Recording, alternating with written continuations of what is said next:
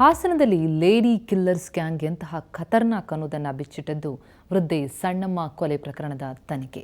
ಸಣ್ಣಮ್ಮ ಕೊಲೆ ಪ್ರಕರಣದ ಜಾಡು ಹಿಡಿದು ತನಿಖೆಗಿಳಿದ ಪೊಲೀಸರಿಗೆ ಈ ಹಿಂದೆ ಈ ಗ್ಯಾಂಗ್ ಮಾಡಿದ್ದ 2 ಕೊಲೆ ಪ್ರಕರಣಗಳು ಪತ್ತೆಯಾಗಿವೆ. ಇಂತಹ ಕೊಲೆಗಾರರ ಕುಟುಂಬ ಮಾಡಿದ ಮರ್ಡರ್ ಇನ್ವೆಸ್ಟಿಗೇಷನ್ ನೋಡೋಣ ಈ ರಿಪೋರ್ಟ್ನಲ್ಲಿ.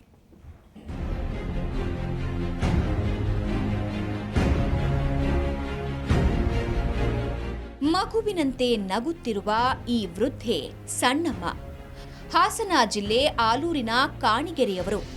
ಕೋಟಿ ಬೆಲೆ ಬಾಳೋ ಕಾಫಿ ತೋಟದ ಮಾಲೀಕರಿವರು. ಆದರೆ ಈ ವೃದ್ಧೆ ಮದುವೆ ಮಾಡಿಸಿದ್ರೆ ಸತ್ತ ಮೇಲೆ ಸ್ವರ್ಗಕ್ಕೆ ಹೋಗ್ತೇನೆ ಅನ್ನೋ ಕುರುಡು ನಂಬಿಕೆಯಿಂದ ಬ್ರೋಕರ್ ಕೆಲಸ ಮಾಡ್ತಿದ್ರು.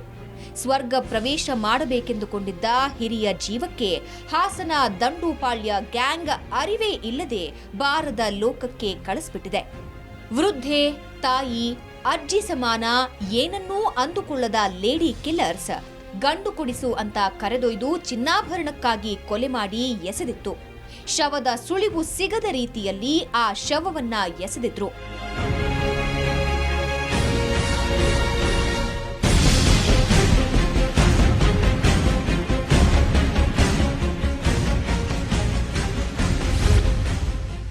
ಎಂಬತ್ತರ ವಯಸ್ಸಿನ ಸಣ್ಣಮ್ಮ ಮೊಬೈಲ್ ಬಳಸ್ತಾ ಇದ್ರು.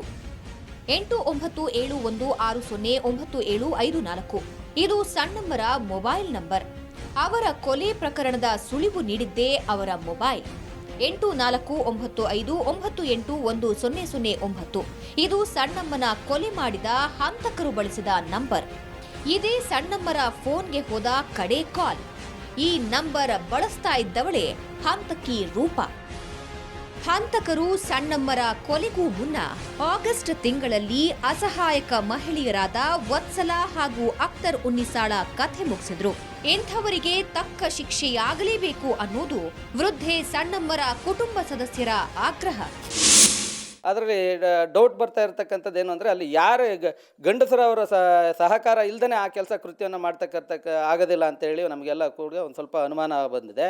ಅವ್ರ ಬಗ್ಗೆನೂ ಕೂಡ ನಮಗೆಲ್ಲ ತನಿಖೆ ಮಾಡಿ ಇನ್ನು ಮುಂದಿನ ತನಿಖೆಗೆ ಸಹಕಾರಿಯಾಗಿ ಒಳ್ಳೆಯ ಇದನ್ನು ಹೆಚ್ಚಿನ ಫಲಿತಾಂಶವನ್ನು ನಮಗೆ ಕೊಟ್ಟು ಆಮೇಲೆ ಅವರಿಗೆ ಸರಿಯಾದ ನಿಷ್ಠುರವಾದಂಥ ಅವರಿಗೆ ಒಂದು ಜೀವಾವಧಿ ಶಿಕ್ಷೆಯನ್ನು ಕೊಡಬೇಕು ಅಂತ ಹೇಳಿ ಇದು ಎಲ್ಲರಿಗೂ ಒಂದು ಮಾರ್ಗದರ್ಶನಕ್ಕಾಗಿರಕ್ಕಂಥ ಒಂದು ಕಾನೂನು ವ್ಯವಸ್ಥೆಯಲ್ಲಿ ಒಳ್ಳೆಯ ಒಂದು ಇದನ್ನು ಕಲ್ಪಿಸ್ಕೊಡ್ಬೇಕು ಅಂತೇಳಿ ನಾವು ವರಿಷ್ಠಾಧಿಕಾರಿ. ಇನ್ನು ಸಣ್ಣಮ್ಮನ ಕೊಲೆ ತನಿಖೆ ಸರಿಯಾದ ದಿಕ್ಕಿನಲ್ಲಿ ಸಾಗ್ತಿಲ್ಲ ಅನ್ನೋ ಅನುಮಾನ ಆ ಕುಟುಂಬ ಸದಸ್ಯರದ್ದು. ಲೇಡಿ ಕಿಲ್ಲರ್ ಗ್ಯಾಂಗ್ ಅಟ್ಟಹಾಸದ ಬಗ್ಗೆ ಪೊಲೀಸರು ನಿರ್ದಾಕ್ಷಿಣ್ಯ ತನಿಖೆ ನಡೆಸೋದು ಸದ್ಯದ ಅಗತ್ಯವೂ ಹೌದು. ಹಾಸನದಿಂದ ಕ್ಯಾಮ್ರಾಮನ್ ಶರತ್ ಜೊತೆ ಹರೀಶ್, ಸುವರ್ಣ ನ್ಯೂಸ್.